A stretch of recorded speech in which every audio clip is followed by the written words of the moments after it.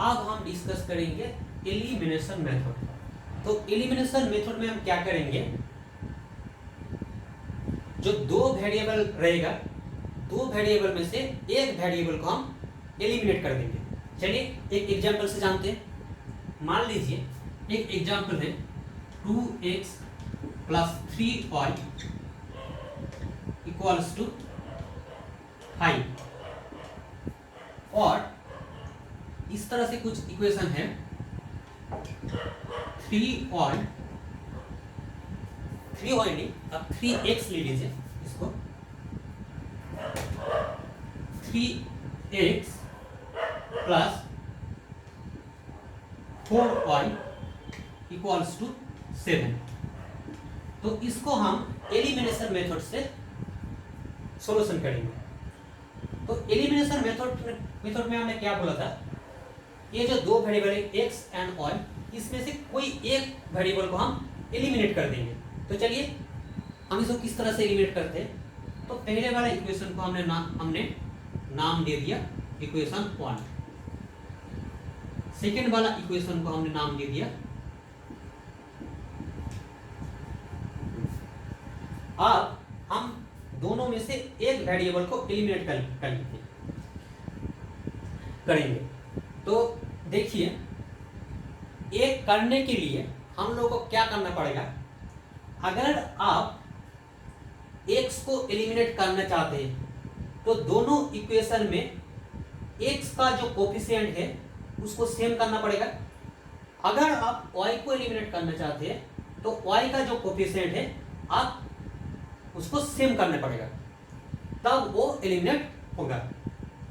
तो मान लीजिए हम x को एलिमिनेट करना चाहता हूं, तो हम x को एलिमिनेट करने के लिए हमको क्या करना पड़ेगा, हमको x का कोफिशिएंट को सेम करना पड़ेगा।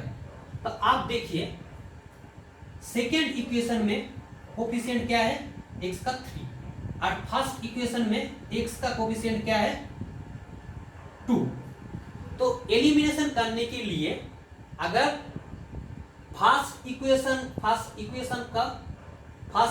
को हम सेकेंड इक्वेशन का जो कोफिशिएंट है उससे मल्टीप्लिकेशन करेंगे, और सेकेंड इक्वेशन में फर्स्ट इक्वेशन का जो कोफिशिएंट है हम उससे मल्टीप्लिकेशन करेंगे, तो ये सेम हो जाएगा। देखिए इक्वेशन 1 में हम क्या करेंगे, हम x को एलिमिनेट करना चाहता हूं, तो ये फर्स्ट इक्वेशन है, तो फर्स्ट इक्वेशन में x का कोफिशिएंट सेम करने के लिए जो सेकेंड इक्वेशन का कोफिशिएंट है उससे मल्टीप्लिकेशन करना पड़ेगा। तो ये हमने 3 से मल्टीप्लाई कर दिया, तो क्या हो गया, ये हो गया 6x + 9y = 15। अब देखिए सेकेंड इक्वेशन में हम जो फर्स्ट इक्वेशन का जो कोफिशिएंट है उससे मल्टीप्लिकेशन करेंगे, तब क्या हो गया, दोनों x का कोफिशिएंट सेम हो जाएगा। तो इक्वेशन 2 × 2 तो क्या हो गया, 6x + 8y = 14।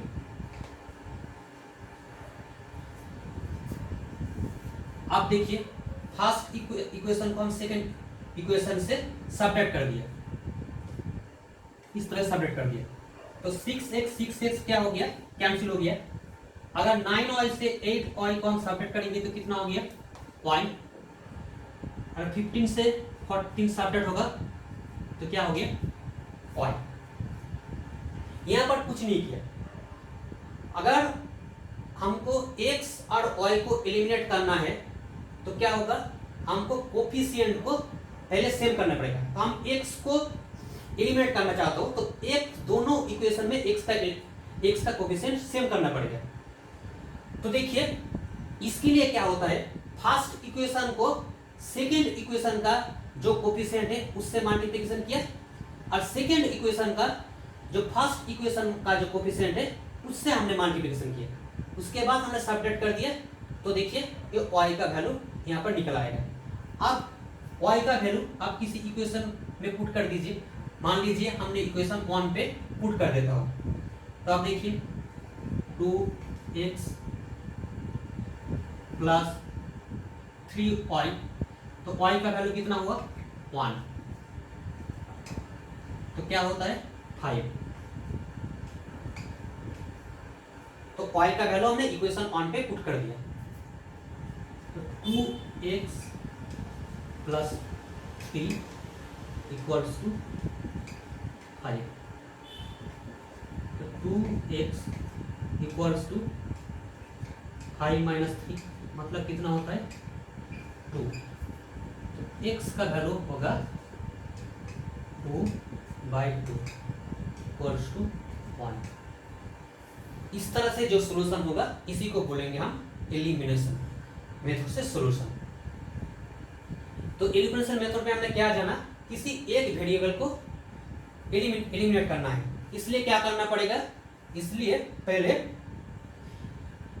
कोई एक इक्वेशन को दूसरे इक्वेशन का कोफिशिएंट से मल्टीप्लिकेशन करेंगे, करने के बाद दोनों इक्वेशन का जो कोफिशिएंट है, दोनों वेरिएबल का जो कोफिशिएंट है उसको सेम करेंगे, किसी एक वेरिएबल का कोफिशिएंट सेम करेंगे, उसके बाद सब्ट्रैक्ट और प्लस जो भी करना पड़ेगा करेंगे। अगर इस तरह से करेंगे तो एक वेरिएबल एलिमिनेट हो जाएगा और एक वेरिएबल का मान डिटरमाइन हो गया। तो अगर एक वेरिएबल इस तरह से एलिमिनेट हो जाए है, इसलिए हम इसको बोलते हैं एलिमिनेशन मेथड। तो यही इसका सॉल्यूशन है एलिमिनेशन मेथड से।